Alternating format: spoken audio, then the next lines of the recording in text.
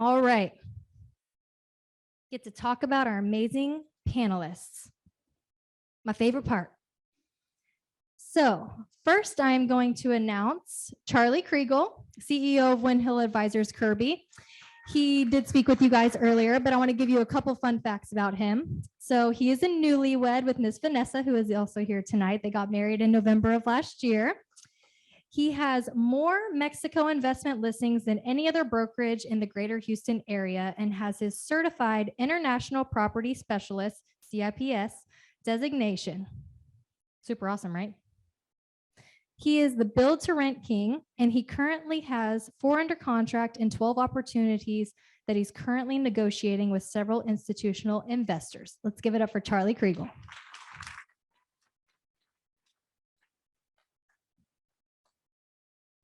Next up, we have Mr. Matt Trenchard, who is CEO and owner of Senna House Buyers, who I spoke on briefly earlier. He has been flipping and wholesaling full time since 2014. He's been involved in over 1,000 transactions, including flips, wholesales, retail listings, and rental properties. He was Senna House Buyers' first employee and is now the owner. And lastly, the fun fact about him is that he is a published poet, and I learned this about him today. I told him he's got to find it and show it to me. Let's welcome Matt Trenchard.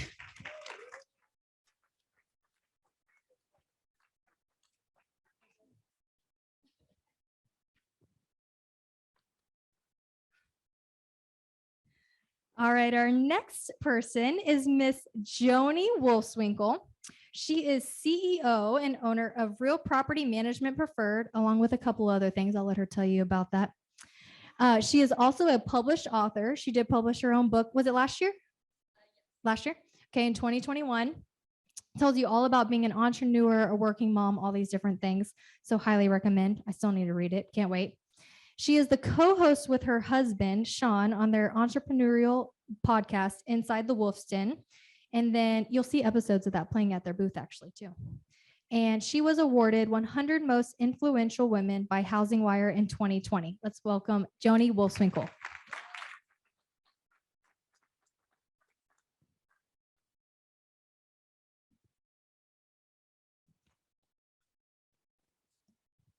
And next up for our panelists, we have Mr. Steve Davis, who you guys also got to hear from earlier. Steve got into real estate at age 27 with bad credit and no money. For the last 30 years, he has helped coach thousands of Americans on how to build wealth and passive income through real estate. He also builds 13,000-piece Lego kits that are amazing. If you've ever been to their office, you should just go into his own office and you can see all these amazing Lego items. I'm serious. Go check it out. Let's give it up for Steve Davis.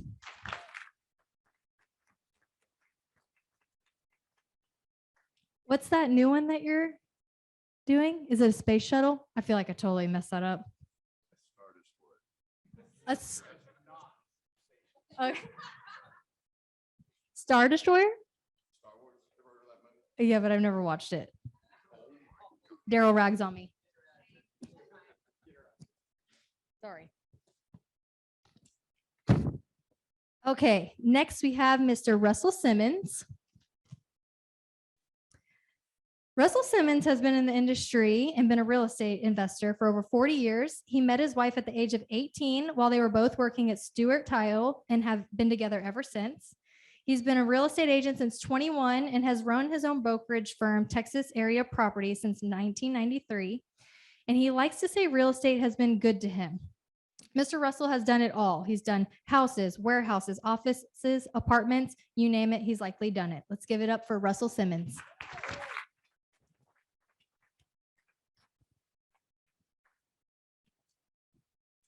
And our last panelist that I would like to announce is Jennifer Wahab. She is the current HAR chair. She has been the top 20 under 40 rising star in the real estate industry by Houston Association of Realtors in 2014. She was named one of the 11 realtors to watch in 2017 by the Texas Association of Realtors. She's got 12 hours towards her private pilot's license and has done a solo flight. And she used to be a member of the London Symphony Chorus and has sung for the Queen. Let's give it up for Jennifer Wahab.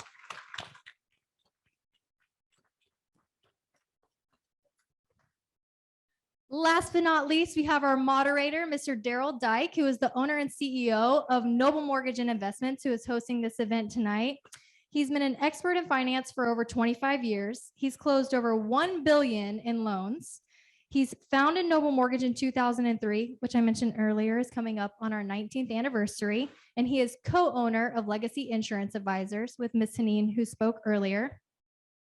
He's very passionate about educating investors in real estate financing. And his fun fact is he likes to sing Prince at karaoke. Let's give it up for Daryl Dyke.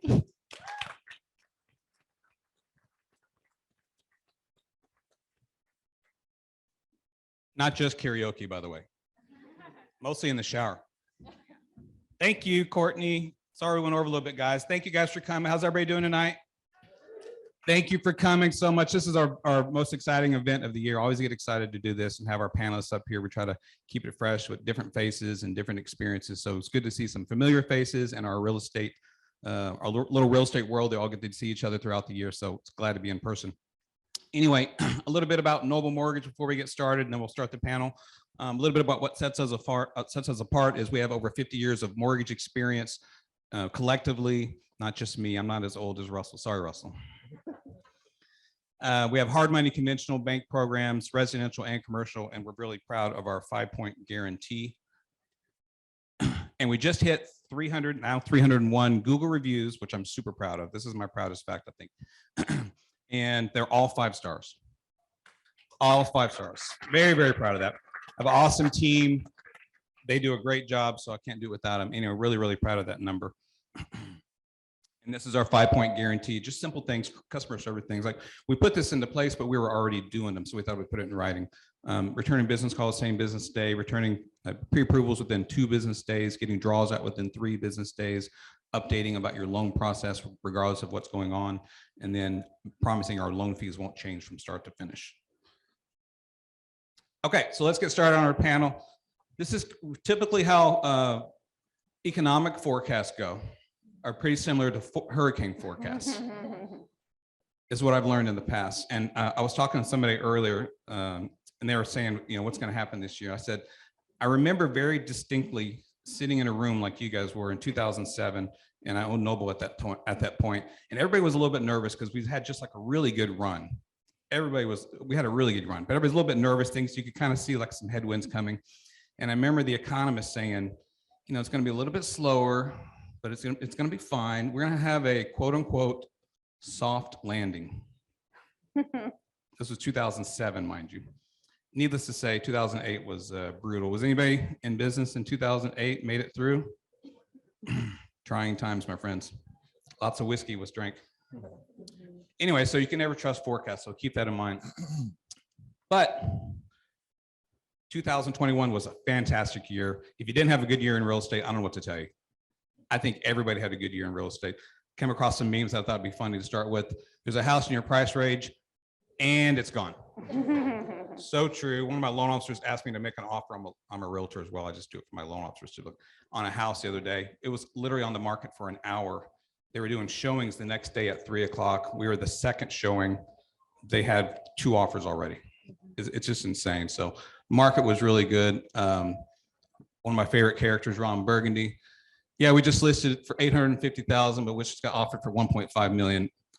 Well, that escalated quickly. And then lastly, here's my favorite one, duplex for sale, $180,000 cash only, no showings, no inspections, highest offer wins. This is typically what Matt does at Trent Senna. Don't even ask to look at this house. Okay, so let's recap where we were in 2021. It's hard for me to see this, so I'm gonna step out here a little bit. 2021, going into 21, and 2020 was a record year. That was our best year ever. We were up 10.5% from 2019, 96,000 homes sold. Volume was up 18%. The average price was up 5.9%. This is during a COVID year. Median price was at 260,000. Inventory was at 1.9 months. Okay, very low inventory. They consider 6 months to be a healthy market. Average rent was up 7.5%. Active listings were down 26,000 to 28%, and the days on market was 46 days. So going into this year, we had already had a fantastic year. It was a weird year because we shut down and then it ramped up. And when it ramped up, the numbers were really skewed. So nobody really knew what was going to happen this year. These numbers just came out today from our friends at HAR, by the way. And 2021 was even better. 2021 was up 10% from sales in 2020, best year ever. Average price, $376,000. That's up 16%. The median price was up 15% at $300,000. The prices have just gone up and up and up. Inventory is at an all-time low at 1.4 months, extremely low inventory. Average rent is up 7.5%. Active listings are down 28% to 26,000, and days on market is only 37 days. That's where we're at right now. This data just came out today. So another fantastic year, best year on record ever in Houston. A little bit on what's happening on the sales. As you can see, the low-end market has decreased quite a bit. The low-end houses, anything less than 250 is down 40%. That's because there's no inventory. There's absolutely there's no inventory in that market. What's interesting is the high-end market, $500,000 to $1 million, has increased 40%. That's the best performing market that we've had last year. All the high-end stuff has done really, really well. Recovery progress from jobs from 2020, when we lost all kinds of jobs due to COVID. We have now recouped 82% of those jobs from COVID. So one of the best years ever for job growth in the Houston market. Unemployment is at 3.5%. I'm sorry, 3.5% in Texas, 3.9% in the US. We added 342,000 jobs in Texas. 132,000 of those were in Houston alone, our best year ever on record. And they're projecting another 75,000 next year. So not as gangbuster as last year. Primary rates right now are at 3.25%, still very, very low, not quite as low as they were at one point. Investment properties at 4 1/8. The Fed has indicated 3 rate hikes. So this is what everybody's thinking about. The rates are going to go up this year. So all the low rates that we've had last year was a great year. They're still going to be low, but they're going to start raising the rates here pretty soon. They say they're going to hike the rates 3 times. A lot of people are expecting 4 rate hikes. How high that'll go, nobody knows. And the 10-year treasury is already up 30 basis points. So the rates have already moved up in anticipation of that. And here you can kind of see what everybody's expecting. Fannie Mae is expecting rates to go around 3.2, whereas the Mortgage Bankers Association is expecting to go as high as 4% this year. So they say if you're going to buy a house or refinance, you should do it now because the rates are only going up. Inflation, the other headwind that we're worried about right now, right? Everybody has seen inflation go up, right? Energy is up 33%. Inflation is up 7% last year, the highest gain in 40 years. So everything has gotten more expensive. Again, energy up 33%, food up 6%, autos up 12%. Has anybody traded in a car this year? It was the best year to trade in your car. I got a buddy of mine who traded in 5 cars. He made money on them. He had them for over a year. It was a great time to trade in a car. Building materials up 20%, rent up 10%. Lumber, as we all know, last year lumber went crazy, right? It went to about $1,700, which is really expensive. $1,700 per 1,000 board. Right now it's at $1,234. It went down and it came back up. They think that'll go down by the end of the year. Part of that has to do with the tariff. There's a new 18% tariff on Canadian lumber, but also the lumber mills are having trouble just keeping up. So hopefully that'll adjust by the end of the year. But here you can get an idea on a graph what the inflation looked like from 2020 to 2022. It's just gone straight up. It's skyrocketed. And this is a problem. It's definitely a problem for the economy. Same thing with lumber. It's just gone straight up. It dipped down a little bit, but it came back up. Lastly, our Lawrence Yun, who's the chief economist for the National Association of Realtors, who I always follow. He's kind of the pulse on it. He thinks 2022 is going to be a good year, but not quite as good as 2021. Again, a soft landing. No, I'm kidding. Supply will be better. The end of forbearance is coming. A lot of people have asked questions online about forbearance ending. Those have started ending already. And they think that some of those houses will be put on the market because people just can't afford them. They can't work out their forbearance plan. Prices will continue to rise, maybe not as high as they have been in the past. Rates will go up to around 3.7%. This is all Lawrence Yun. Affordability, though, has been the problem. First-time home buyers are now down to 26% from the year before of 32%. As you can see, all the low-end houses are just, there's no inventory right now. So it's very, very difficult for first-time home buyers to get involved. That's always an issue. But I love his last quote. Everybody's always said, what do you do about inflation? Real estate is a great hedge against inflation. Absolutely love that quote. Okay. Let's get started with our panelists. I'm just going to start off because everybody has asked questions online, which I have here, and some of them I've pinned towards certain panelists. But I just want to kind of get a general consensus from everybody. What are you expecting in 2022? I'll start with you, Jennifer, since you are our chair-elect for HAR. The thing I keep getting asked, or I keep hearing from buyers, is they're waiting for the prices to come back down. And so far, I have not heard anything or any economist say they think prices are coming down. They're not going to increase as sharply as they did in 2021. As you saw, that was a really huge increase, but they're not, barring some unforeseen event, they're not really coming back down. So to me, prices are probably about where they're going to be for the year. The big question I'm wondering is how many sales are we going to have? You just saw we went up 10% in the total volume of sales, total number of sales that happened in 2020. And so my big question is how many people are going to be jumping in the market? Okay, thank you, Jennifer. Russell? So it's kind of hard to say what we think about 2022 because I can't even figure out what happened in 2020 and 2021. And it was out of control. I mean, who expected any of that? But 2022, I think we're going to start off fairly strong. We're in the great state of Texas. I mean, everybody wants to be here. Everybody wants to be in Houston. So I think that's what's driving our economy. So I'm expecting another good year. Thank you. Steve? I happen to agree that with some statistics that I read, that somewhere between 6 and 10% growth in 2022, that seems right to me. I don't think it's going to be 16 to 20 like it was last year, but 6 to 10% growth, that's what I see for 2022. Okay, Joni? Yeah, I think it's going to be a strong, healthy market. I think inventory levels are, I think we're going to see more come out, especially with new construction finally coming out of production this year. It was a struggle for us last year. So, and then forbearance, you're going to see some of those listings as well. And we're actually seeing some landlords, like the forced landlords selling now. It's a good market. So I think overall, it's going to be a strong market. Okay, Matt? I'm gonna go the opposite. I think the crash is coming, guys. No, I'm just kidding. No, Somebody escort Matt off stage, please. We need security. It's here. No, I agree with everybody on the panel so far. I mean, with historically low interest rates and inventory, prices are going to keep going up. I do think the rate of appreciation is going to slow down a little bit, but that still means I see prices going up, just not as fast as they were. So, Okay, Charlie?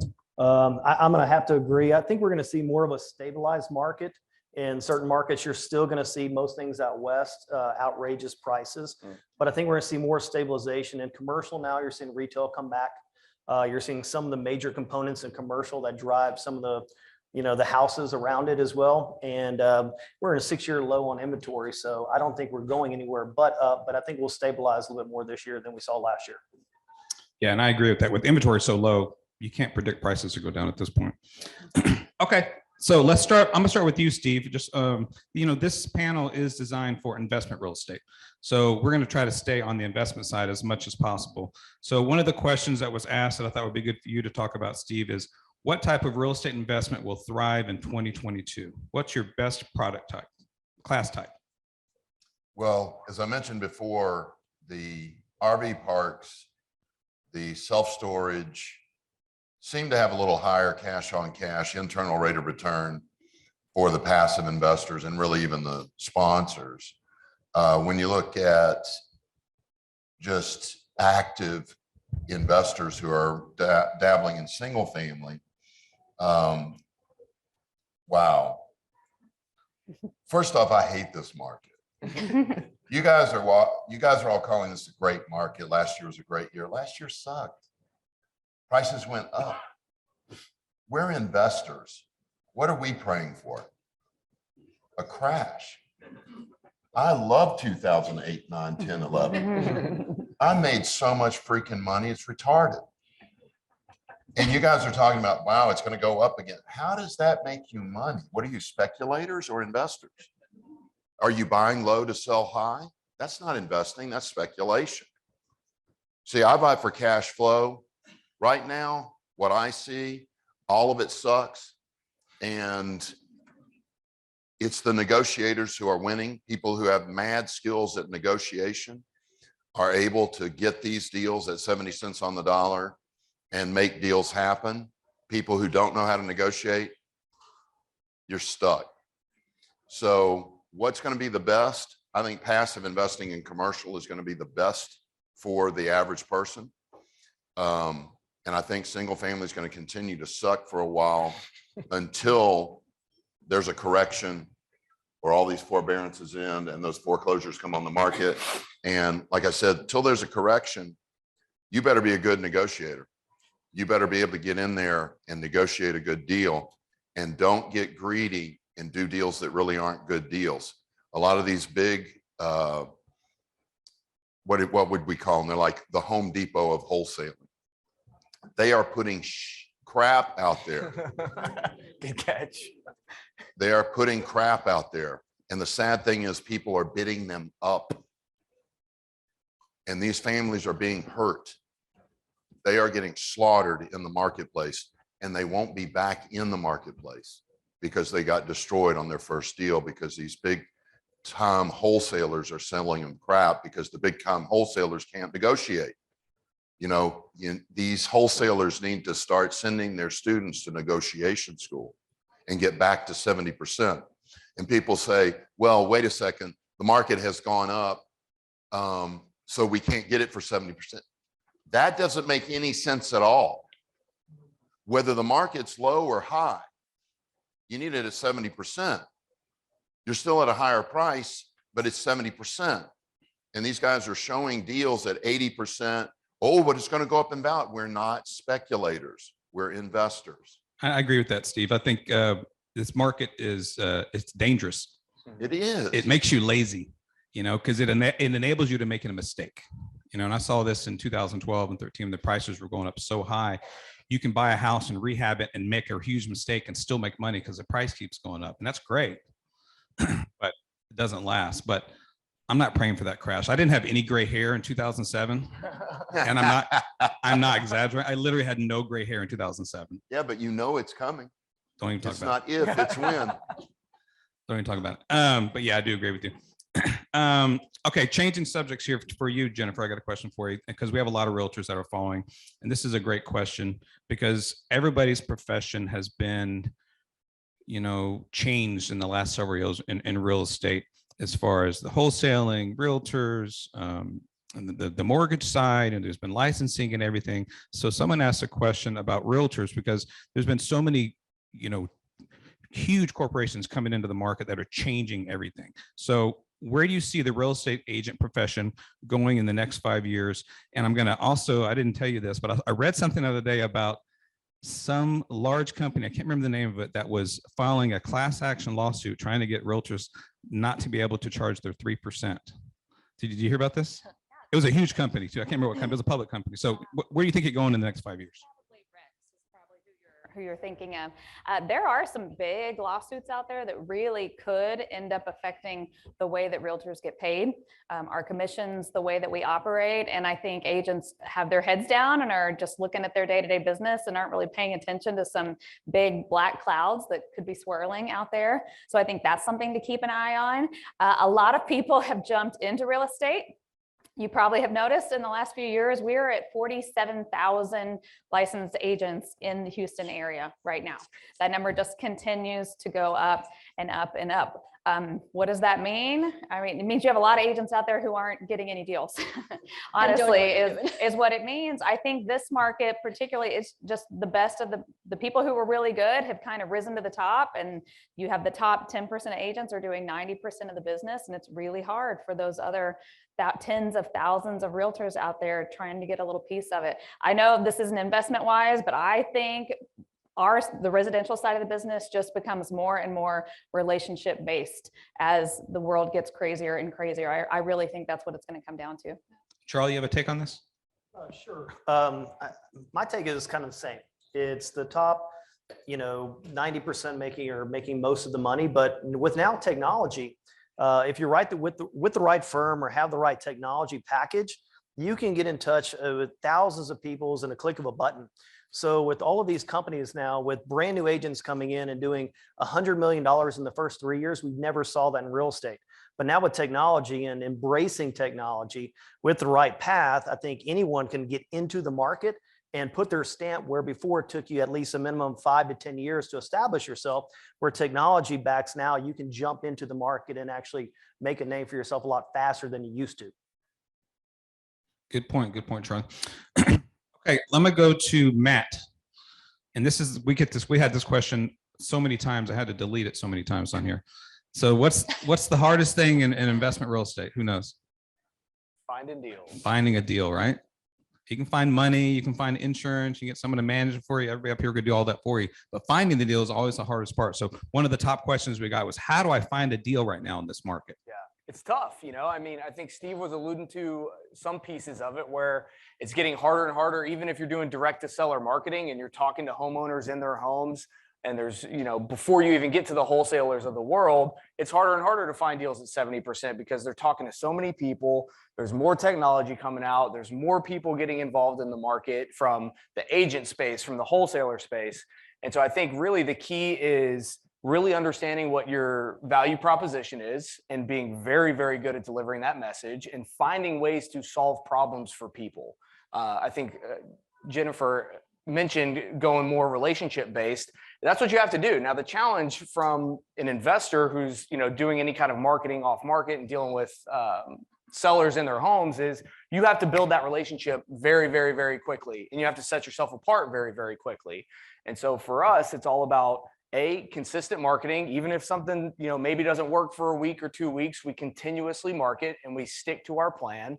And two, it's really finding ways to add value to others, right? Whether that's the homeowners that we're working with, whether that's the investors that we're working with that are buying the deals, or our lender partners who are financing these deals, we're always trying to find every little piece that we can to add value. And that's how we've been able to set ourselves apart and continue to find deals. But the answer is, it's the same answer it's always been. It's consistent marketing, it's diversification of your marketing, and it's adding value to people. And not just trying to find a deal for finding a deal's sake. I think every single person that we talk to that we buy a house from has been told numerous times, you can get more money if you put it on the market, because we understand what our value proposition is. And it's not getting them the most money, because it's not the most important thing to every single person out there. And if that is the most important thing to them, we recommend something else to them, like listing the property, especially right now in a market like this. Like, the house is going to sell, it's going to sell quickly.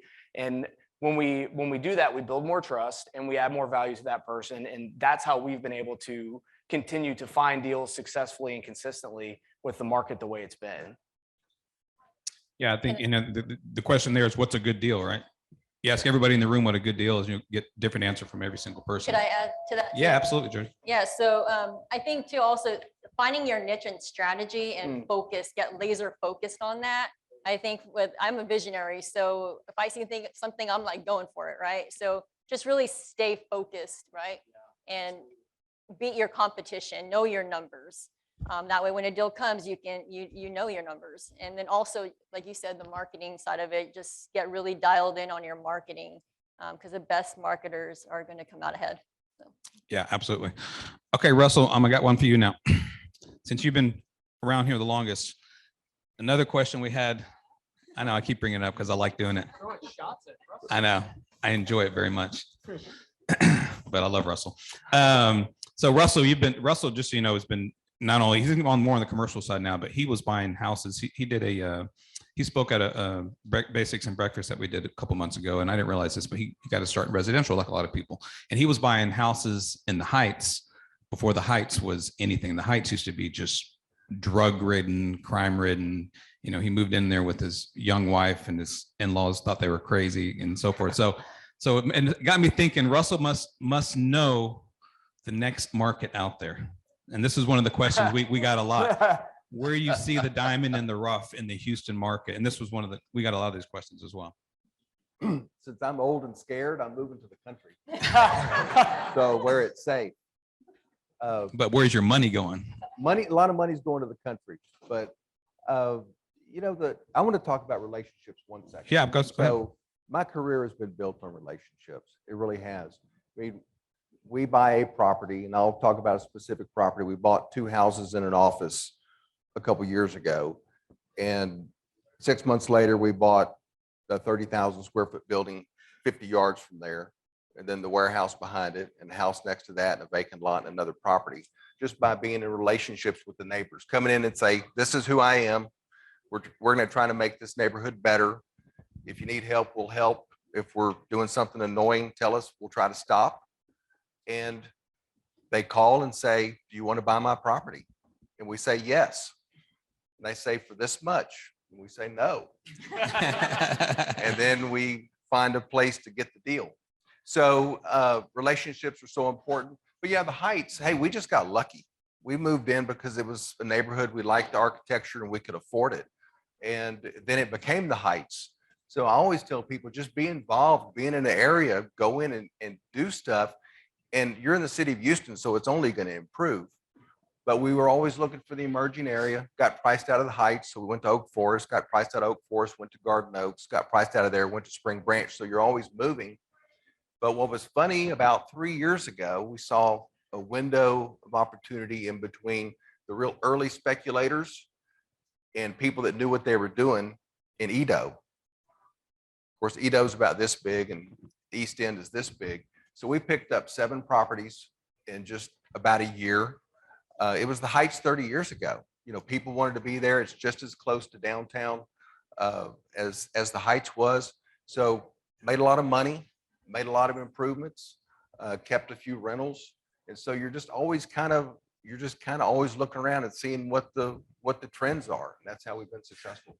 So I don't know where the next place is, but I think opportunities out west in the country, people don't want to be in the city. They want to go to the country. So we'll buy 100 acres and sell them 10.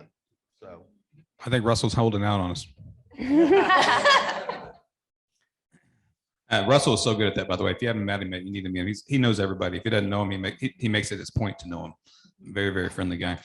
Okay. Another great question we have. I'll go back to you, Steve, since we're on investment real estate, and we've had a ton of these questions as well, is how do I get started? People who haven't invested in real estate, you know, it's one of those topics that you can always bring up at a party. People love talking about it. They want to invest in real estate. They want to flip a house. They want to buy rentals, you know, no matter what side or what career they're in right now. So how do they get started in real estate? How would you recommend that? Well, for me, it was getting a mentor that knew what they were doing and helped me overcome my fears, because that's usually what holds people back, is lack of education. If you've got fears about investing in real estate, it's lack of education. Because if you sit down with someone who owns 100 houses and loves it, and you give them any fear that you've got, what are they going to say to you? You're crazy. You shouldn't be afraid of that. And here's why. There's best practices. There's a business model that solves those problems. So education is the key to getting started, because if you've got any fears, any insecurities about investing in real estate, education will solve them. And it doesn't have to be Total Wealth Academy. There's Lifestyles Unlimited. There's Mr. Texas Real Estate. You find the person you're most comfortable with, get in there, get a mentor, and get into action. Okay, awesome. Thank you, Steve. Okay, Jennifer, I got one for you now. And this is a really interesting question, because there's been so much behavior change in the marketplace from home buyers. And this is not really on the investment side, but if you're investing in real estate and you're flipping houses, you're selling to consumers. So the behavior has changed so much. There's been a lot of interesting data about this. People buying bigger houses, better houses. Maybe that's what pushed that higher end market up. So what do you see? How do you see behavior for buyers changing in the next year or two? Biggest change I've seen is buyers it was so competitive earlier this year. You have buyers that just gave up and they got out of the market. They got tired of being outbid after making 15 offers. And so that's one of the biggest things, is trying to encourage those people that prices are still going to go up more. So you probably want to get back in the market sooner rather than later. And then one other thing is I just wanted to touch on, because I heard several people mention forbearance coming to an end. Mhm. And I was at a conference recently, they showed some data. Very few what we were presented said very few of the homes that went into forbearance are going to go into foreclosure. The reason for that is prices have gone up so much, people have equity in their homes, so they didn't end up going to foreclosure. So that's one of the big things. And for sellers, I think educating sellers about just, they gained a huge chunk of equity in the last 2 years. If you own a home, what are you going to do with that? I mean, pull it out and buy an investment property, take out a home equity line of credit and pay your kids' college off. I mean, using that equity to build more wealth for yourself. I don't think many sellers, they just hear all these record numbers. They don't understand what it actually means to them. So for me, it's just educating buyers on why it's not good to wait and sellers on what they have in their hand right now. Yeah, and that's a great point on forbearance. I read the same thing. I mean, the values have gone up so much. If they can't work out something with their mortgage company, just sell it. Yeah. And I think that's going to happen. So that'll help inventory, but the foreclosure crash that all the investors have been licking their chops about the last couple of years. I mean, there might be an uptick, but I don't think it's going to be crazy. Charlie, I'm going to go to you because this was another question we get a lot of, and you're an expert in this about all the hedge fund buyers and institutional buyers. What are they doing? What were they buying last year? What do you think they're going to be doing this year? And are they, still really, really active? Are they sitting back now? What are you expecting from them this year?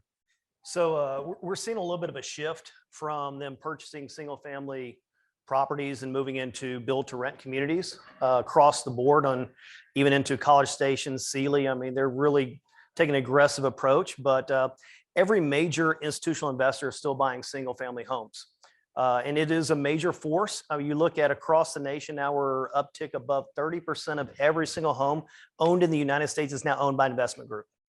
So that uptick is going to continue to increase. And you look at it pretty soon in the next couple of years, might be 50% of every single family home will be owned by an investor or an investment group. So that just shows you how the inventory shift is going to move. They're going to be here for a while. They've all raised several billions of dollars to continue to acquire properties. Just for a couple of the institutional guys in our market, their appetite is about 60 to 100 homes per month in Houston and anywhere between 100 to 150 homes per month in Dallas or DFW area.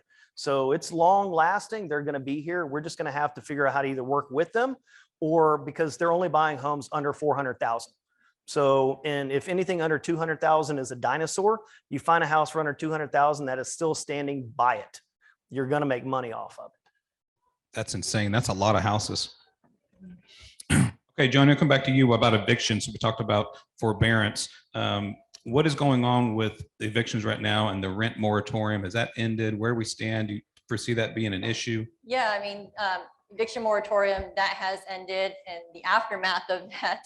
So, I mean, evictions right now, it's really hard to get court dates in some areas. I mean, right now, on average, 2 to 3 months to get a court date. I'm seeing 6 months in areas that, the low demographic areas. So my advice to landlords out there, make sure that your screening process is dialed in because you do not want to have to evict right now. It's very difficult. So, and as far as the rent relief, that is drying up. We've probably, it's still rolling in, but I think we've collected probably over 400,000 in rent relief. And our collection ratio was like 98%, which was great, but that was a big contribution to that was the rent relief. So I'm curious to see what happens once that all dries up, if tenants will be back in that same position. Are you guys doing a lot of cash for keys right now still? We are. So yeah, that's actually That's Joni's specialty. Yeah, I love Seriously, that. you really love doing that. You can't get them out, man. Yeah, so we actually have a landlord rescue program for landlords who are stuck in that position where we'll help them get their tenants out and do cash for keys. So we're seeing just the effects from the investors that we sell properties to before the moratorium. Tenant in place, not in place, didn't matter. A deal was a deal, they'd buy it. Now people are very hard. They draw a hard line in the sand. I do not want to inherit a tenant. Yeah. I'll close whenever it's ready, but I'm waiting until they get out before I close. Well, We've seen a lot of that lately. yeah, and a good point there, because another thing that we're seeing too is more holdovers than ever before. So we have investors who are, hey, I want to get out of the market, right? I want to sell my property. The tenants don't want to move out. They can't move out. And so we're stuck trying to evict these tenants. So we've been doing a lot of cash for keys with those. So my advice to you, if you're purchasing a property, make sure it's vacant or know what you're getting into. Don't tell them that. I'm just saying, I'm helping you. Tenants are fine. It's fine. It's all fine. But yeah, you're seeing a lot more of that. So, and appeals, you're going to see a lot more appeals. So Yeah. Well, it's good the courts are finally opening up. They didn't have foreclosures, I think, for over a year. Thank God we didn't have any. Okay, I'm gonna go back to I'm gonna go back to Steve, and this is another question about raising money. A lot of people are asking, how do I get into real estate? I don't have any money. How do I present myself to an investor? How do I raise money? How do I talk to a private lender? Your clientele that's at Total Wealth, a lot of them are raising money or partnering with people. So, a lot of people that are new into it, maybe they have the time and they don't have the money. So how would you recommend they approach someone who has maybe the money, but not necessarily the time? Well, I think clubs are the best place. I mean, that changed my life when I joined an investor club and I got around. Instead of, a lot of one or two people, that you could probably get some money from. And if one or two of those people don't do it, guess how much money you got? Wouldn't it be neat to be in a club where there were 500 people that all wanted to partner with you? If 20 of them don't want to partner with you, guess what? You got 480 to do. So that was huge for me. You want to be in a target-rich environment like a club. Once you're in the club, then it's all about finding people who match, meaning don't try to partner with somebody that doesn't need you. I saw on my radio show today, a guy emailed me, he goes, look, I'm broke, but I can hustle, I can negotiate, I can manage property. And I found an angel investor who doesn't want to manage property or anything. That's a good partnership. You need to find people that need you. Don't try to partner with two people that are really the same. I see that all the time. It's hard to explain, but you need to need each other. Then you form a partnership, make sure that you've got the perfect LLC where everybody's roles are delineated. And as far as how to present yourself, credibility is everything. Educate yourself, be able to speak the language, and the track record, of course, makes all the difference. So for new people, go back to when I started. I faked it till I made it. That's a tough doggone question, man. How do you present yourself when you've never done a deal?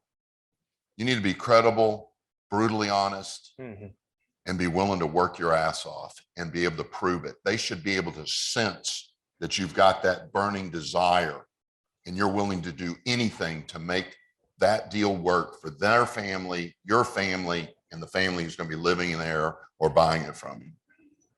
Yeah, I think brutally honest is the best thing you said there. Good, bad, or ugly, be honest with them. Yeah. Okay, I love this next question. I hope we don't cause a fight up here. It's about wholesaling. Who's a wholesaler in here, by the way? So there's always this talk about, should we make wholesalers be licensed? Uh-oh. Matt, you're outnumbered up here too, just so you know. It's okay. So I'm curious, Matt, your take on this. I'd love Jennifer and Charlie, anybody else to chime in. This has been a hot topic. Should we make wholesalers be licensed? And if so, licensed as what? Licensed realtors, whatever. What is your take on that? And then Charlie and Jennifer, I'd love to see y'all's take as well. Yeah. So in general, I'm usually a pretty big fan of non-regulation and, government bodies staying out of your business. But I do think that the wholesale business should be regulated a lot more than it is. I mean, it's the wild, wild west and the free for all in the real estate business. I've been licensed since 2015, I believe. And so I do think, I don't know what regulation should come in play, but I do think something should, because a lot of times you're dealing with people in a very vulnerable situation and with no barrier to entry, with no standards or governing body overseeing that, you just got a lot of stuff out there where people are getting taken advantage of. They're getting lied to. They're just not being transparent. And I think that it would do the business well to have that cleaned up a little bit. The great thing for us with my company is, like I said, I've been licensed since 2015. So if it came down the pipeline that all wholesaling, you need to be a licensed agent, fantastic. I don't have to change anything that I'm doing now. But I do think that it is, look, you get the reputation, the wholesaling business gets the reputation for a reason, right? You've all heard, oh, they're scumbags, they take advantage, they do this, they do that. And the reason is because the vast majority of them do. They don't have any standards. Like I said, there is no barrier to entry. And so I would be for some kind of regulation, actually. Whether that's getting licensed. I mean, even getting licensed isn't going to prevent a lot of the stuff that happens, but I think it'd be a positive step in the right direction for really cleaning up that reputation. None of the wholesalers are going to do business with Matt anymore. Hey, if you do business the right way, you shouldn't have any problem with anything No, I said. I couldn't agree with you more. I mean, same thing with on the mortgage side, I think they should license hard money lenders. I'm a hard money lender, but I also do conventional. So I have to be Careful, Daryl. licensed. But if they do background checks, credit checks, I'm like, bring it. But if Yeah. you're just a hard money lender, you don't have to have anything. They don't, there's no background checks, nothing. So I agree with that. Jennifer, what's your take on it? I'm glad to hear you say that. I mean, coming You from were you. not expecting that. I wasn't really expecting that. And I agree. Look, I'm all for making money and capitalism and all that. But at the same time, I am about protecting the consumer too. And so I think putting licensing practices into place would go a long way to help with that. Charlie? Well, there is Russell? one caveat to that, though. Who is going to police the wholesalers at what point? Because you walk into any single title company, they're going to close that transaction. Oh, yeah. So it comes down to, I think that if we had a standard assignment contract that was transparent across the board, produced by some type of legal team that was approved for you had to use this contract. I've seen people walk into my office with a scribble something on a piece of paper trying to sell it to me. So I think that it has come down to who is going to police the wholesalers, whether they're licensed or non-licensed, because it comes down to the title company. Are they going to close that deal or not? But if you have a standard wholesale contract, just like a standard Trek contract that everyone has to use, it uniforms it. It allows people that are licensed or non-licensed to have to be transparent. And it actually protects the consumer because they know exactly what you're selling it for, and they're protected around there. So I'd like to see them go in more in that direction than try to police the people that no one else is going to affect anyways. Yeah. Okay. Even if And they Russell, had you some have kind comment? of. Yeah, I'm kind of Go on ahead. the middle ground here. I've been licensed forever, but wholesalers find deals. You know, if Yeah. I show up and knock on somebody's door, in some cases, they're not going to talk to me. A real estate broker, that sometimes they say, oh, you're a broker like an attorney. Well, we're not. We kind of get painted with Yeah. that same brush. But real estate people are not going to go talk to somebody, get an assignment, solve title issues, go get all the heirs to do an heirship affidavit, and be happy to walk away with $3,000, like they just won the lottery. So Charlie's idea of a promulgated type assignment form makes a whole lot of sense, Mhm. but we know we don't work cheap, right? So I think, Yeah. I think that there's a place for them. There's good realtors, there's bad realtors. Yeah. There's good wholesalers, there's bad wholesalers, but they're a part, I don't know how we get rid of wholesalers now. I mean, that's where a lot They're of my growing. deals There's come there's from. more and more and more and more. It's almost like it'd be better to have its own like separate license almost that had rules and regulations and standard contracts for that specific niche. I'd be supportive of exploring that. We only have to have 18 hours of continuing education every 2 years as licensed Right. realtors, which is a joke. And I mean, that's just not enough. I try to double that every 2 years. But if we had more. Nobody likes an overachiever, Russell. I mean, it's just information. 70 I is mean, still passing. These Russell. people are here because they want the education, right? That's a But we good idea. probably wouldn't have 47,000 realtors if we upped the requirements a little bit. Well, I think I wonder what percentage of those realtors are actually active, because I've been a realtor for 20 years and I'm not active. If I do a deal, it's like once a year and it's for somebody that works for me and I just give them the whole commission. I know, I'm not sure about 2021, what year are we in? 2021, the year we just finished. I'm not sure about that, but before that, fewer than 5,000 of those agents did more than 4 deals a year. Wow. Fewer than 5? Mhm. Wow. Okay, that's interesting. Yeah, I'm with you on the wholesaling. It's pretty crazy out there, man. I don't envy you sometimes. No, and look, it is what it is. And just like Russell said, just with any industry, doctors, lawyers, engineers, there's good ones, there's bad ones, there's ones who act ethically, there's ones who don't act ethically. I don't think the wholesaling industry in and of itself is unique to that fact. I think real estate lends itself to that because Yeah. real estate is there's very low barriers to entry across the board and it's very lucrative as well. Correct. So it just lends itself to that. I It think in does. general, you It don't need does. that. You don't necessarily need a degree or Right. and things like that. But it has gotten tight. Even getting your real estate license has gotten tougher. And on the mortgage side has gotten a lot tougher from a standpoint of background checks and credit checks and that sort of thing, which is, I don't mind that at all. I think it helps weed out the bad players to some extent. Yeah. it's not going to solve the problem completely, but I think any barrier would be relatively beneficial to no barrier. Yeah, I agree. Russell, I'm gonna come back to you real quick, and then I would like your take on this too, Steve. A lot of questions about where do I go in 2022, residential or commercial? What are you more bullish on for this year? Commercial. We take residential opportunities on a low hanging fruit type basis. I mean, if it just presents itself and it's a deal, we'll take it. I'm not a big landlord anymore just because of the forbearance and the landlord issues and things like that. It's kind of a negative space right now. But commercial is going to be strong. You know, it just there's a lot of infill stuff that's going on. You got the Amazon effect. You know, industrial's just killing it right now. I don't know if y'all have heard of a company called Stream Realty, but they've got 6 million square feet of industrial just this side of Brookshire on I-10.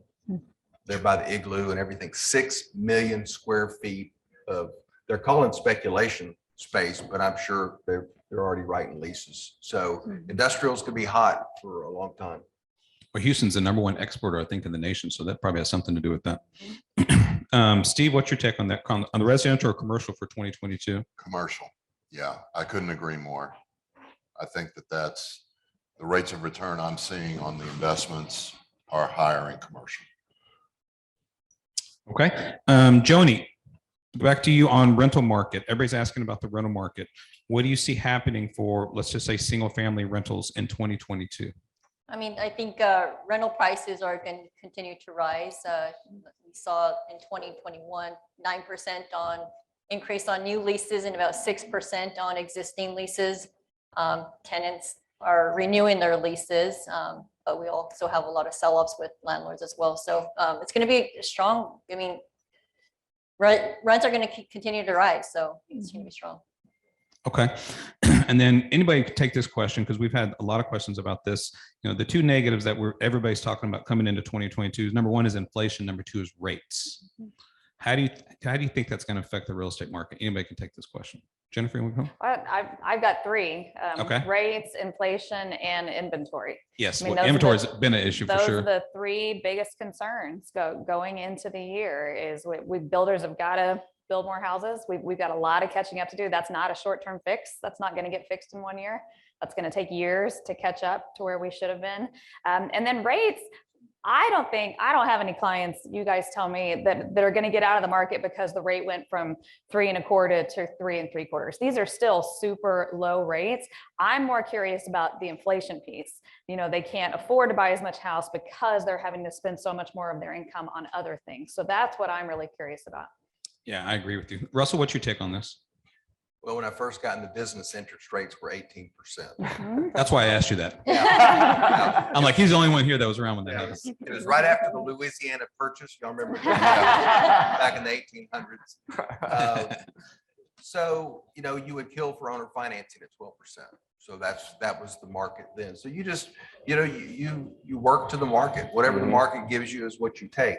So, but interest rates, to me, it's not a reason not to do a deal. I think some of these deals are being underwritten with rates that are so low. I don't know how they're going to be able to survive debt if we go up 2 or 3 points. I'm a little worried about some of the investment deals that I see. But my biggest thing is property taxes. Got into the business, you know, 1 month's rent would cover your property taxes. Now we're pushing 4 months rent covers the property taxes. So, and in this type of environment with inflation and all the money the government's spending, do you think they're going to say, hey, let's lower the property taxes? Probably not. So that's a concern for me more than anything else. Yeah, I think Texas has some of the highest property taxes in the nation. Anybody else have a comment on rates or inflation? Okay, Charlie, since you're our only international guy here, as far as I know, we did get some questions about what's going on with the market in Mexico, because I know you have a number of listings there, a number of relationships there. So how do you see that as a potential opportunity for any investors? So, I mean, the one good thing about Mexico, you're purchasing all new construction. These are mostly mid-rises that are turnkey. So they have your management in tow. and you're looking at still probably north of a double-digit return on your money per year. Obviously, some of these markets have gotten a little bit more dangerous over the last 6 months, so you really have to do your homework on where you're purchasing. But for the most part, everything is turnkey. You have to purchase through a notary public, so it's different than purchasing through a title company. So you're set up with an attorney from day one. Everything is purchased in a trust, so you don't have to worry about losing it. If a bank goes under, that trust will survive and go to the next bank. So there's a lot of benefits on purchasing internationally, especially in Mexico, but you really have to just be careful on where you're purchasing now because of the crime and the danger. That's just like anywhere else, but I still think that there's still a really good investment opportunity in Mexico and across the board in other countries. It's just making sure that you find the right one in your price point and they have a management in tow and the developers continue to develop. You're not buying a development that is from a brand new developer, their first time ever doing construction. They have to have a pipeline of several down the road, just so you make sure that you're buying a good quality product. And a second question that was also asked is, how do people finance that? So there are very few banks, Frost being one of them here locally, but it's all cash. So you can actually leverage your assets here to purchase. Otherwise, there's only one way to purchase, and that's going to be cash. Okay. Let's talk about construction a little bit, since we had so many issues last year with construction costs going up as high as it did. Joni, you've done a lot of new construction. I know you and Sean have done some new construction that you're buying and holding. Is that Right. correct? Yes. So tell us about the construction market. Is it a viable market for an investor to put their money into, and then specifically into the markets that you and Sean have been investing Yeah. into, build to So- rent? Yeah, so going back to 21, yeah, that was a hot mess there with, lumber increasing almost 300%. Supply issues. I think like we're still gonna have supply issues, in 2022. I mean, it's been really difficult for us to build on scale, because one week it's windows, next week it's HVAC. So that's gonna continue on. But I mean, we will probably build about 100 this year. And so I do see that, permitting is going a lot smoother than it was.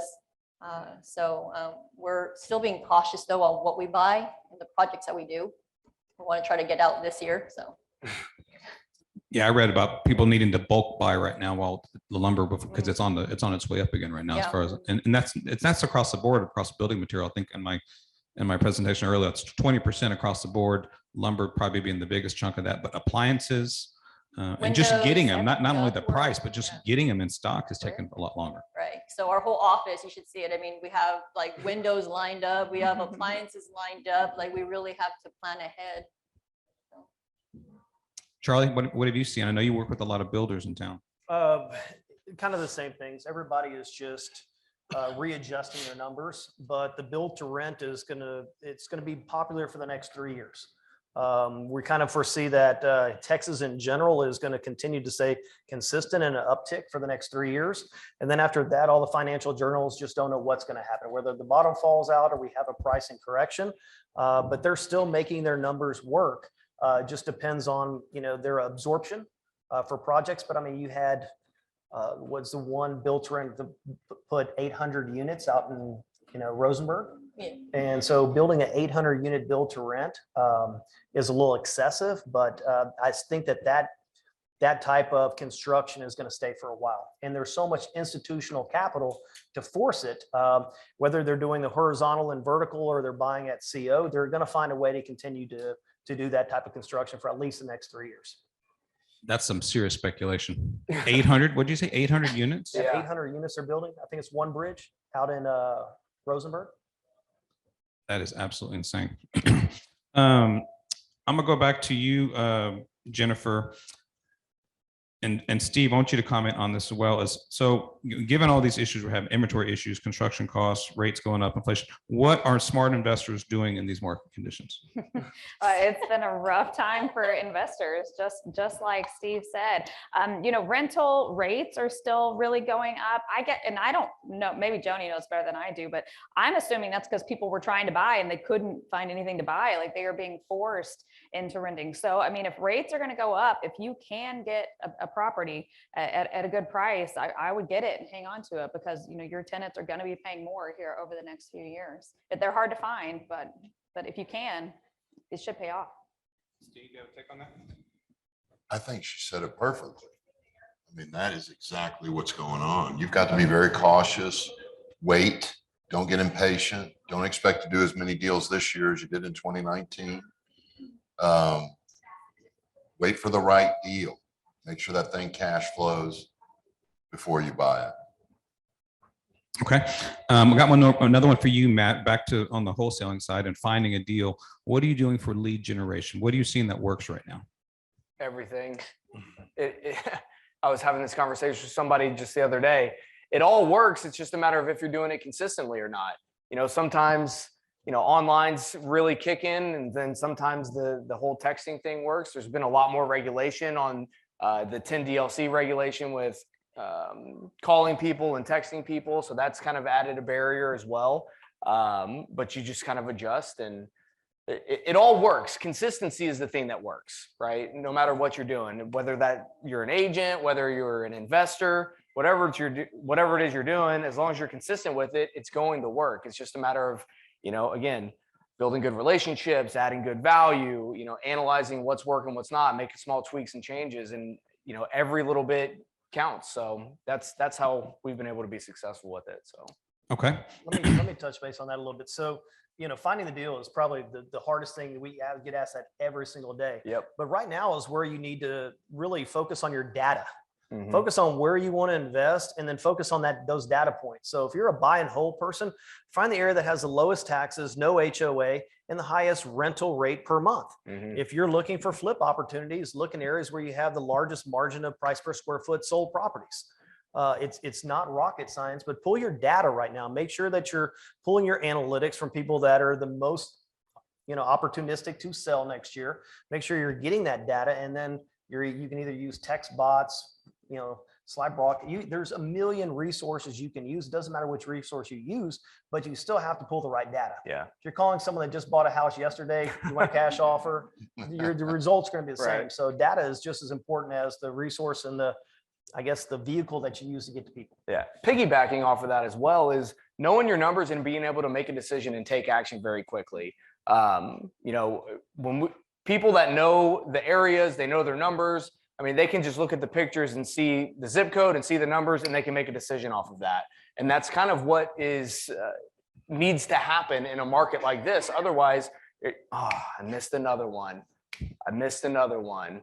I missed another one, because you're trying to overanalyze anything. You don't have that opportunity in a market like this. Things move way, way too fast. You see it on the retail side with people shopping for homes to live in. I mean, if they're, oh, well, I don't know if I like the blinds or the drapes or the paint color, like that property's gone. You got to get in and make an offer.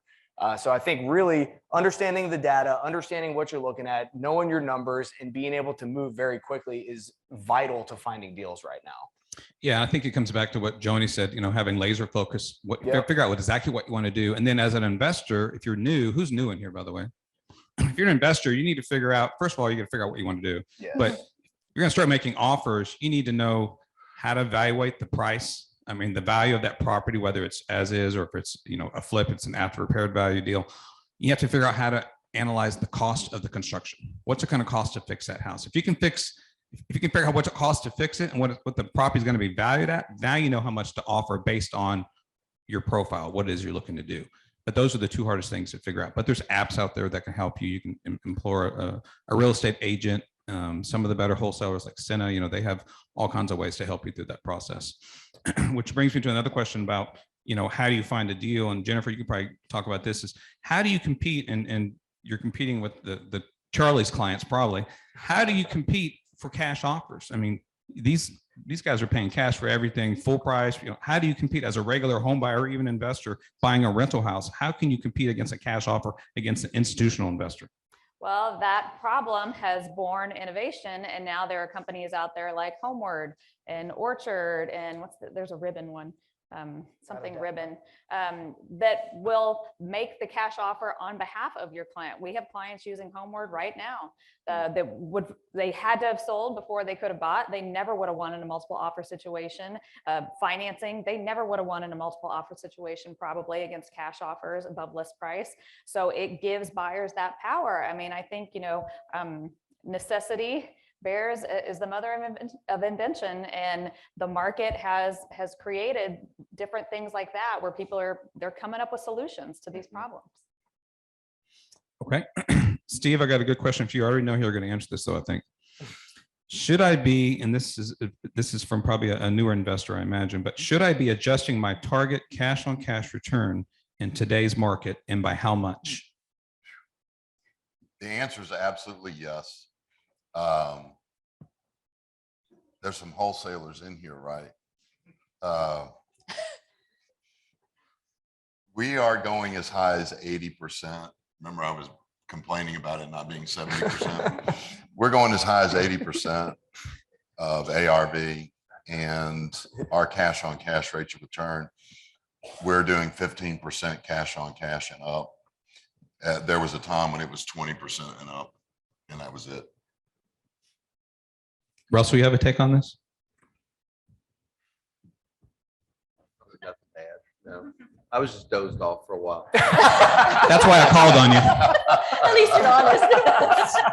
It's almost nap time for Mr. Yeah, you need to give Mr. me like Russell. 30 seconds to say, Russell, we got one coming up. For you." All right, Russell, I got one come up for you. Okay. This is a great question for you. What is the key to longevity in real estate with all the ups and downs in your 40 years of being in real estate? Reputation goes a long way. Reputation gets you so many deals. It just does. Take what the market gives you. I think I said it earlier, low hanging fruit. You close a deal on Monday and you make 50 grand. Can you wake up the next day and say, I'm not going to take a deal unless I make 50 grand? No, you're going to write a lease for $1,800. You're going to do a deal and make 7 grand, you hope. Realtors are like chameleons. I mean, we have to change with the market. And throughout my career, I found out that it seems like every 3 years I'm in something different. And I had 15 years of just apartments, had 400 units and rode that cycle until I got out in 2008, but went back to houses and then got into buildings and industrial. So it's just kind of what the market presents to you. And a lot of times I'll see a realtor put something on the market that says, house on a half acre, they're selling as residential. I see it as an office that I can build a warehouse in the back and sell it to somebody as a commercial property. Or you see somebody that's got a warehouse on an acre and they're saying, hey, come run your business. And I'm thinking, hey, I'm going to buy that and take it to a builder and they're going to gate it. And they're going to build townhomes. So you kind of have to think outside the box a little bit and just kind of see what the trend is. Quick story. I bought a couple office buildings on Campbell Road, I-10. I was going to operate those buildings. That's what I do, kind of office incubator type stuff. And I was kind of struggling. I told the story the other day at your deal where the buildings were full of psychiatrists and psychologists. And I was 30 and they were 60 and I'm a male and they were female. And I'd go in and say, man, I'm losing money. I need to raise rents. And it's like, Russell, raising my rent, how does that make you feel?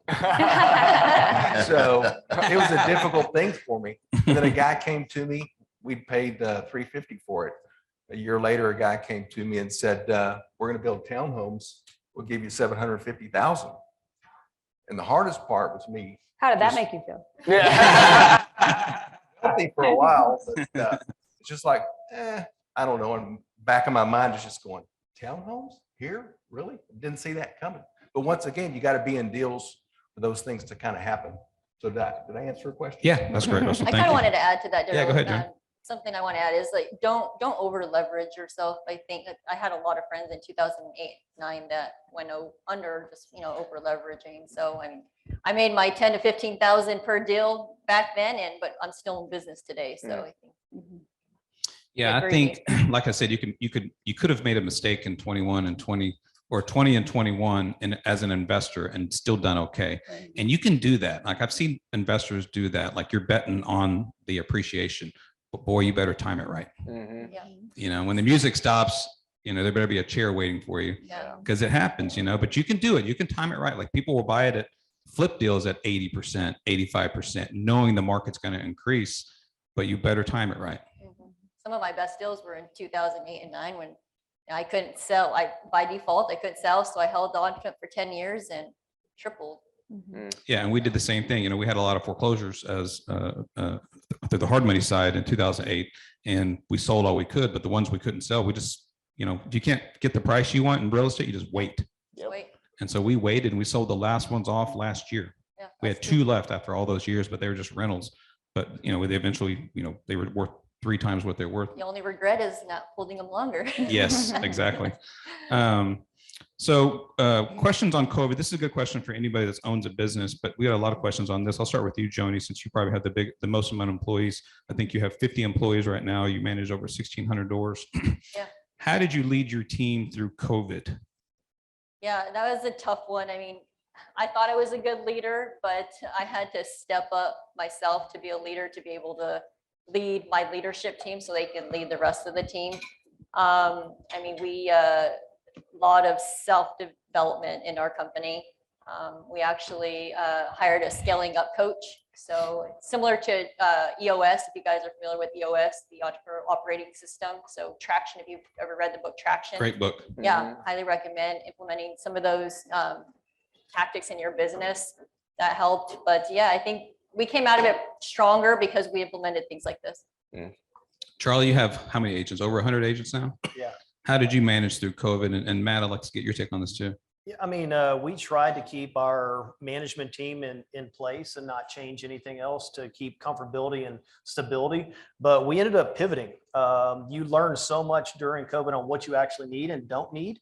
And then we actually opened up new resources that provided, you know, the digital footprint on homes, Matterport, the things that actually were going to be beneficial in real estate. We try to stay as in front of people and as visible as possible during that time frame, because the people that didn't do the visibility are the ones that suffered. So we try to, you know, provide the resources that would allow us to see homes without having to view the property, and kind of being innovative on the technology side, then doing more virtual stuff than ever before. But it was a challenge, but I think the people that pivoted quickly, provided those resources, were those that benefited. And it definitely helped our group, our team, our company by shifting more to more technology and virtual stuff.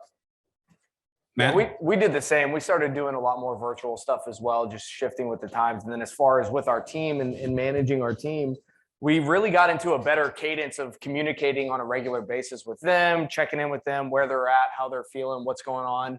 And interestingly enough, the byproduct of that was that more consistent communication with our team became more consistent results in our business as well.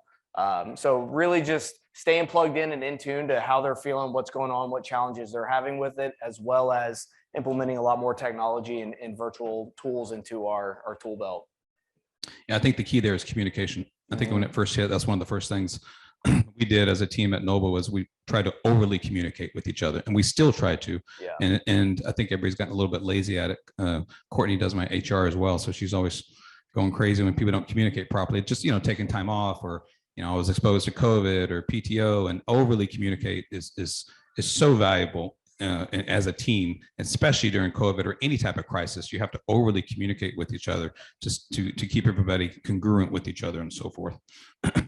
I don't know if anybody knows the answer to this question, and you may know, Joni, but there's a question about new laws coming out this year. And I know there was a new law about disclosing rental properties in a flood zone. Yep, that And was- Jennifer, you may be aware of this as well, but there's also one about wrap financing. So I'll let you talk on either one or both if you want. I don't know about the wrap financing, but I do know about the flood. So now you do have to disclose whether a property flooded or not, if it's a rental property. So you have to disclose that to your tenant, correct? Correct. Okay. Yeah. Jennifer, anything to add on that? I just think it's something to be aware of, because anytime there's a big change, a lot of people are not paying attention.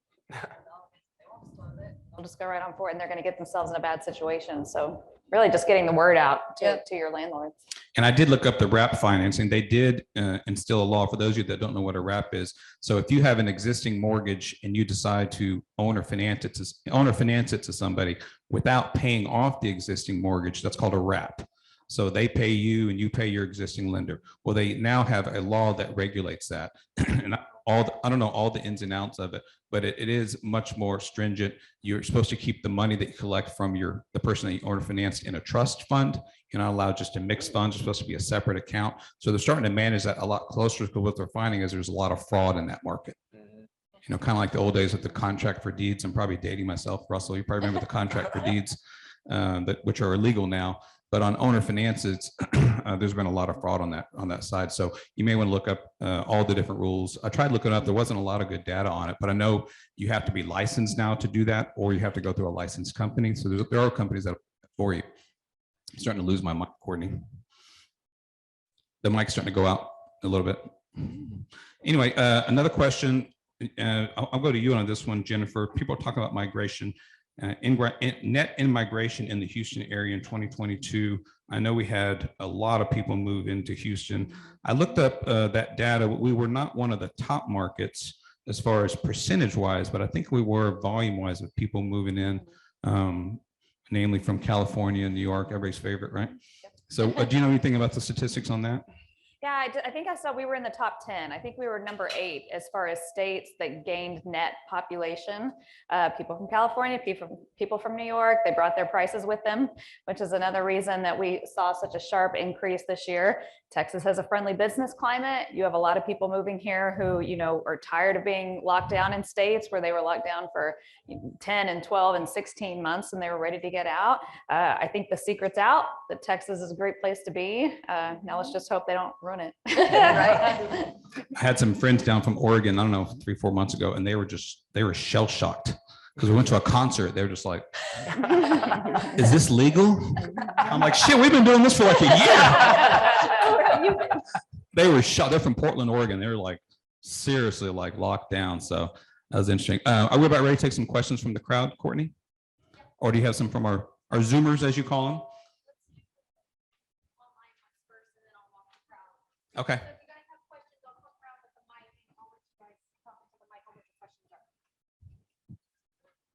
Okay, so these are questions from our Zoomers. I love this question. This is probably a good question for you, Steve. What is the worst advice you see or hear being dispensed in your industry? Ooh, aggressive. Dispensed. The worst? Spewed. So what's the worst advice? Man, that's a tough one. I guess it would be buy low, sell high, because that's a speculative thing. That's not an investor's point.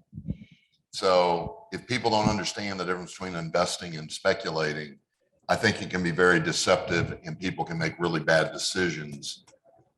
In other words, buy low, sell high. When I hear that advice, I see people go pay full price for a property and wait for it to go up in value. Well, yeah, that's going to work 30 years from now, but 30 years of your life are gone. I don't give a crap about being rich 30 years from now. I want to be rich now. So I want to be an investor. So that would be my answer. Okay, I got something there. go ahead, Matt. I think the Sorry, biggest Charlie. problem that you have in any investment deal is your CapEx. And whoever that's just running your CapEx for you on your rehab, that's either going to make you or break you. So if you don't have really good advice on what it's going to cost to do the rehab, you're in a world of hurt just before you even start. Know your numbers. Know your numbers. Know your number. And I agree with that. You know, as a prudent hard money lender, I like to use the word prudent. You know, we look at, one of the things we look at other than value is these construction budgets. And I'm scrutinizing the hell out of them right now because everything's higher. Everything's a lot higher. And a lot of people are not taking that into consideration. So, you know, my loan officers are bringing me a deal and I'm like, there's no way they can fix this. Look what it costs for appliances now. Everything's up at least 20%. Lumber is up a lot. So you have to scrutinize and know your numbers. This is a good question for you, Russell, about office space. I think there's a lot of misconceptions about this, but the question is, what do you think will happen to all the empty office space in 2022? You know, all these companies working remotely that still haven't come back to the office. I think Courtney's husband works for Chevron. He's just now able to return 1 day a week. Only leadership. So all this office space that's vacant, what do you, how do you think that's good? What, is that going to reshape that market? Is there an opportunity there? Well, I don't know that I'd be building something new, a new office tower, certainly not in the energy corridor or downtown. Most of the office space for the Chevrons of the world, or places like that, the people want to be farther apart. So you're going to have fewer people in the same amount of space. Plus they've got 10-year leases. They're going to fulfill their lease, I think. So where we deal in the office space, it's 10, 20, 30,000 square foot office buildings, which we run them as incubators. I mean, the guy that just moved out of his kitchen and moved out of his garage and needs an office space, we got a place for them. And they're the backbone of our economy. That market's going to go on forever. We've had people that go from 100 square feet to 2,500 square feet and then have to move out of a building because we don't have enough space for them.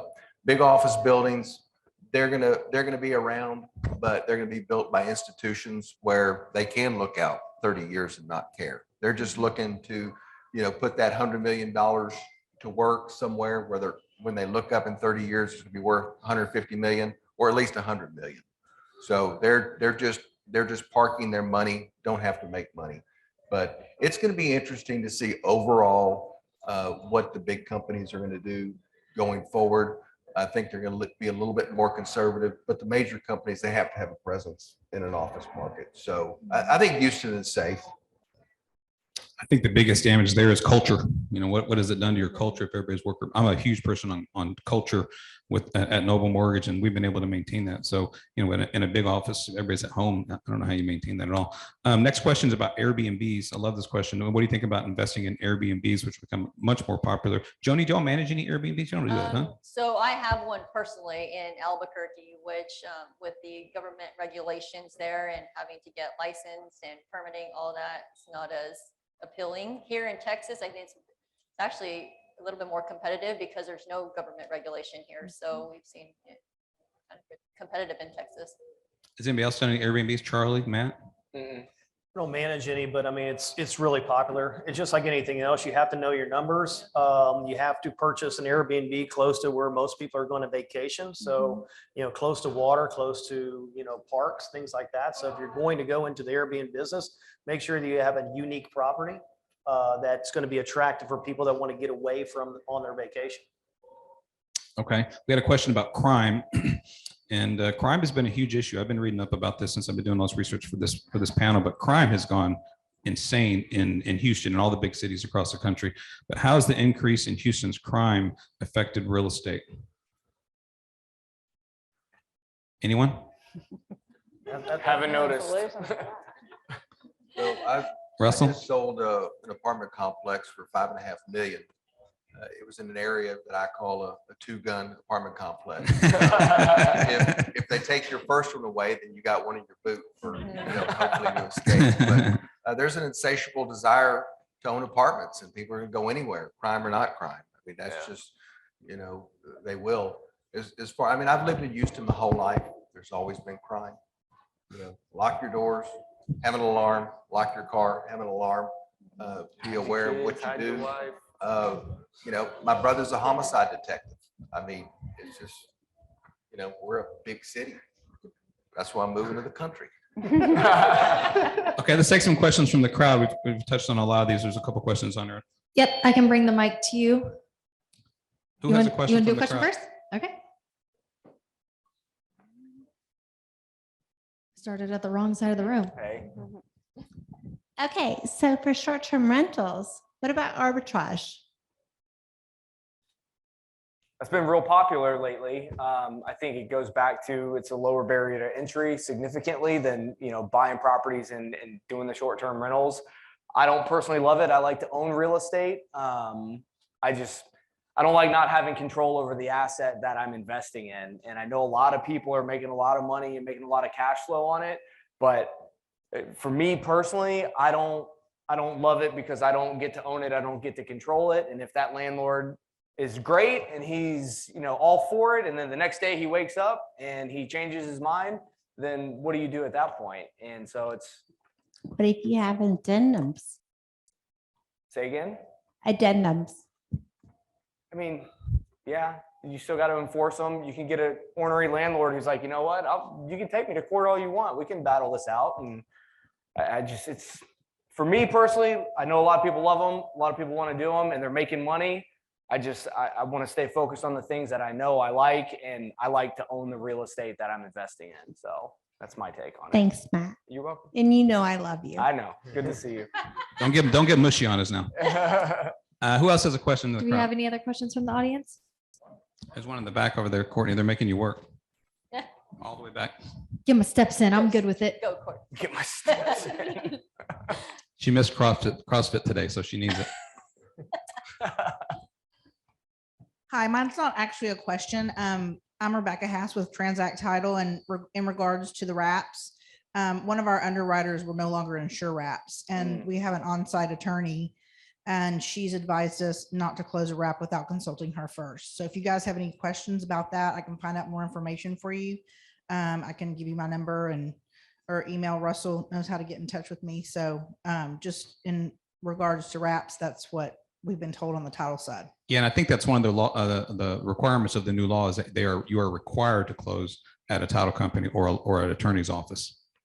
I mean, we are an investor-friendly title company. You were saying that there's, few and far between. We are investor, we're direct operation, own 1031 company, own plant. We have an on-site attorney. So if you guys have any questions, I'm happy to answer them for you or get the answer for you. So. Okay, great. Thank you so much. Who else has a question from the audience? And wraps are not illegal, by the way, but technically you're not supposed to do them with your mortgage. Your mortgage has what's called a due on sale clause. So technically by you deeding that property to your buyer, you're in default of your mortgage, but it's not illegal per se. Are we talking like that's subject to, right? Subject to, yeah. Yeah. Yeah, a wrap and a subject to, same thing. But now they're requiring to close at a title I company. hadn't heard the word wrap in a long time, but subject to, I hear it all the time. Yeah, the words, what I've learned over the years is that the words change over time. I'm sure you have too. We got a question over here. Yeah. My question's regarding the forbearance and the data along with that. Is that an available data set that's available through ListSource or some of those other? Where are y'all finding that information accessible to be able to figure out who those folks are so that maybe we can help them if they need help? I don't know if that data is available. I would think there would be a privacy issue there. And The with latest, Texas being a non-disclosure state. Thank you. Non-disclosure state, Yeah. the data I looked up is there's, and this is across the nation, not Yeah. Texas, is that there's about a million borrowers still in forbearance right now, 1 million, and about half of those are under review, which means those mortgage companies are in discussions with these homeowners about how to get them out. But they were able to move a lot of these people out of forbearance recently, but there's still about 1 million of them out there, and half of them are trying to be moved out. So that'll be in the coming months. But I don't know how you look at that data. You could probably find statistics on it, but not those specific people. Yes. Well, you can go with a Uh-oh, Corey's got a RevSmart or question. Revo Gateway, and you can find distressed, it's almost like a pre-foreclosure. So if they're in default on their mortgage, you can go use resources like Revo Gateway to pull up, how distressed they are, how many months behind, to reach out to them. Then you got to cross-reference it through another resource to pull your data and your numbers to contact them, but they will give you resource to their mortgage if they are in default. Mr. Boyer, Good evening, Daryl. how are you, sir? I'm doing really well, and you? I'm fantastic. Hey, guys. My question is really kind of across the board. Everybody loves millennials. Loves who? Millennials. Oh, you mean like Yeah. the staff? Yes, your entire staff. Yeah. No, what I'm looking at is as they move into actual home ownership, I know they were against it for like forever, but now we're starting to see them move into that. What are you guys doing differently to market directly towards them, as we're seeing a lot of people that are a little bit older moving to the country? So Jennifer, you have a comment, Charlie? Biggest thing about, I hate stereotyping entire generations, Oh, but. let's just do it. They're but let's just millennials. lump them all It'll be- together. It'll be good for- for them. For discussion purposes, they are really reviews and knowing somebody who used that person. I mean, this is the Amazon generation. They are looking at reviews before they order something on Amazon or from anywhere really. Hearing what their peers say about somebody else matters a lot to them, a lot more than the traditional type of marketing. So that's just one thing I know we've been trying to do, is really, you got great reviews, you got 300 reviews. I mean, that is awesome when you're trying to work with that generation. And that's something that we've been trying to utilize a lot too. They care way more about what other people say about you than what you say about yourself. That's very true. Charlie, do you have something? So yeah, I'm kind of a data junkie. So you look at how you communicate with each individual age group, and millennials by far, 90% of them prefer text messaging, rather than a form of other communication. But when it comes down to the real estate agent, the same thing, 90% so they would rather have a phone call conversation than a text message conversation with their real estate agent. So I just thought that was kind of unique that they prefer text messaging with friends and family, but when they want to discuss real estate agent with their real estate professional, they prefer a phone call. 90% or above preferred a phone call rather than a text. So That's interesting. I think 'cause it's millennials just- hate phone calls. yeah. Turning your conversation really is a little bit different, and then they're tech savvy on everything. So, but the phone call conversation initiates the sale, and then majority of other stuff, you're zapping everything to them through your smart app. I heard one, actually, you just reminded me, I just read it. It said it's kind of exactly what you were saying. They've grown up with helicopter parents. So they have access to all the data. They will go find all the information, but then they want to go talk to somebody to then talk them through that process. So I think what he's saying is exactly right. They want you to be there to guide them. Yeah, I think they're very informed, but they need someone to help put the pieces Yeah. together per se, because real estate can be a little bit complicated on your first transaction. There's a lot of moving parts to it, with the lending side, the inspection side, the areas, the schools, all that kind of stuff. Any more questions from the crowd? Going once, going twice? Are we out of time? No, so I'm just saying, I think everybody's good. I think we're out of time. It's 8:40. Okay, thank you, guys. I'm sorry. What thought we're at 8:30? It's 8:40. I was sorry. Thank you all for coming out. Let's give our panelists one last round of applause. They really are a great group of people. I'm sure y'all have seen tonight. Thank you guys all so much for coming and being a part of it. The bars are still open. There's more networking out there. I don't know if the food is out there, but I think there's still food out there as well. Yep, there's food, there's drinks. If you did not enter your name in the raffle, I did bring it on in here so you guys could get that last minute raffle in. It is 8:41 right now, so I'll give you guys 5 minutes to do that, and then I'm going to call names at 8:46. Thank you guys again for coming out, and y'all have a wonderful you. evening.